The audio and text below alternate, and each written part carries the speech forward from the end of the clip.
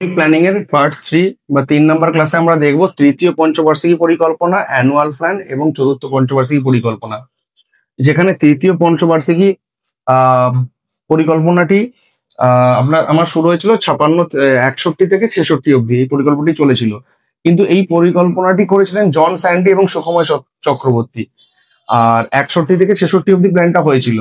কিন্তু এই পরিকল্পনা চলাকালীন 1962-তে ভারত চীন যুদ্ধ হয় এবং 1964-তে জওয়াহরলাল নেহেরু মারা যান এবং 1965-তে ভারত পাকিস্তান যুদ্ধ হয়, যেই জন্য ভারত সরকার প্রবল আর্থিক ক্ষতির সম্মুখীন হয়। এই জন্য এই প্ল্যানটি ব্যর্থ হয়ে গিয়েছিল ধরা যায়।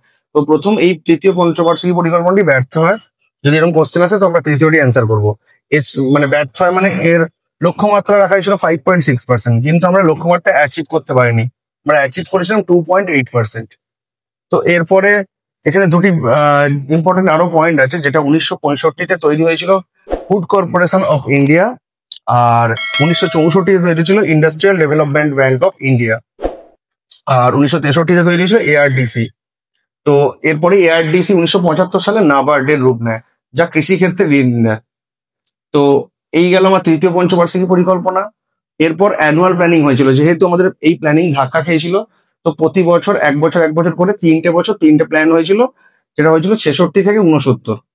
তো এই প্ল্যানটিকে বলা হয়, এই সময়টাকে ওই জন্য প্ল্যান হলিডে বলা হয় বা পরিকল্পনার ছুটি।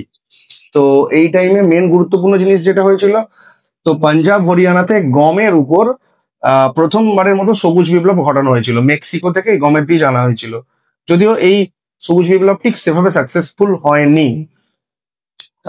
তা এরপরে আমরা করব চতুর্থ পঞ্চবার্ষিকী পরিকল্পনা। তো এই পরিকল্পনার মেন যেটা হয়েছিল সেটা হচ্ছে 14টা ব্যাংকে জাতীয়করণ করা হয়েছিল, মানে সরকারি ব্যাংকে রূপ দেওয়া হয়েছিল 1969 খ্রিস্টাব্দে। আর একটা ইম্পর্টেন্ট পয়েন্ট হচ্ছে শ্বেত বিপ্লব, যেটা দুগ্ধ উৎপাদনের উপর ভিত্তি করে তৈরি হয়েছিল, বা অপারেশন ফ্লাড বলা হয় এটিকে। তো এইটাতে সাহায্য করেছিলেন ভার্গেস কুরিয়ান, যিনি একজন গুজরাটি ব্যবসায়ী। আর এই প্ল্যানটি গ্যাডগিল প্ল্যান নামেও পরিচিত।